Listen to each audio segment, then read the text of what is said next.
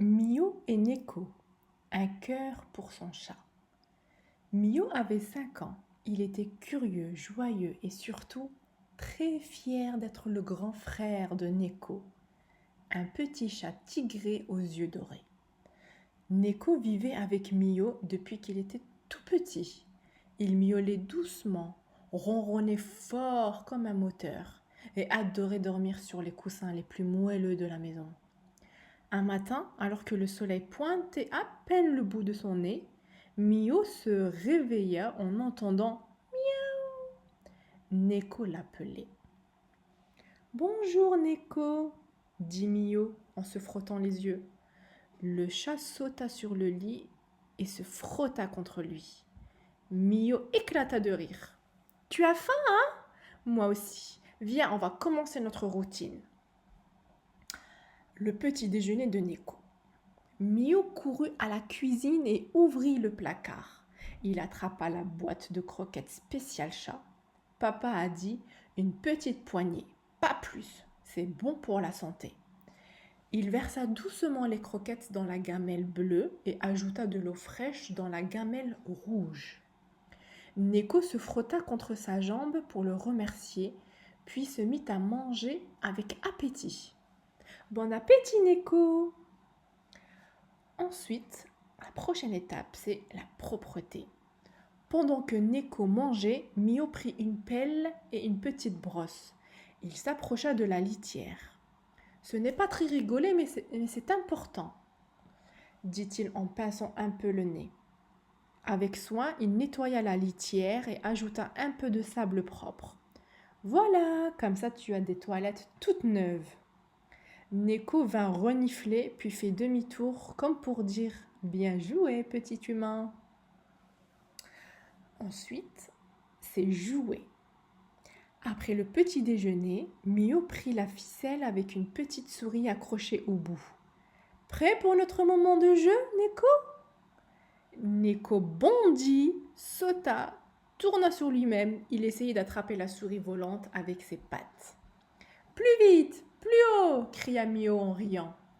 Ils jouèrent jusqu'à ce que Neko, fatigué, se couche sur le tapis, les pattes étendues et les yeux mi-clos. « Le jeu, c'est aussi de l'amour, » dit Mio doucement. « Ça te rend heureux et moi aussi. »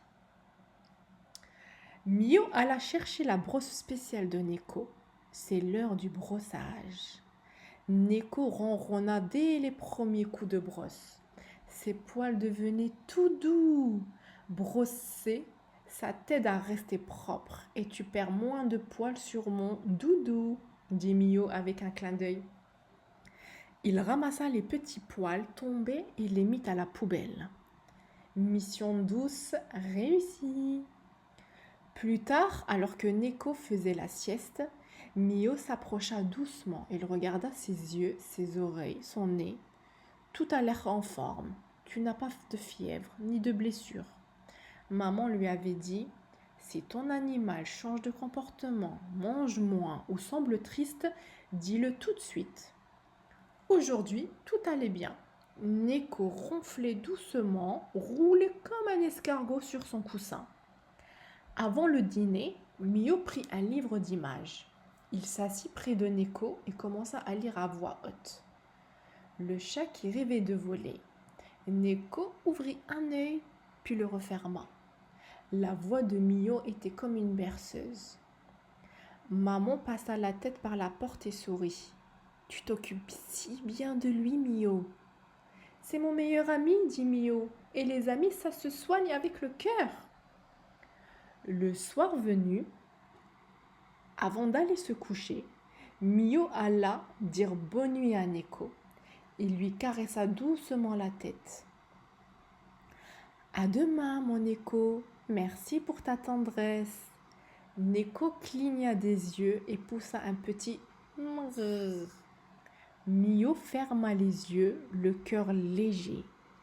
Il savait qu'aimer, ce n'était pas seulement dire je t'aime, mais prendre soin chaque jour avec patience, avec douceur et avec joie. La morale de l'histoire, c'est aimer un animal, C'est lui donner à manger, le garder propre, jouer avec lui, le soigner et être attentif. C'est comme une promesse de tous les jours. Et en retour, on reçoit beaucoup d'amour. Bonne nuit!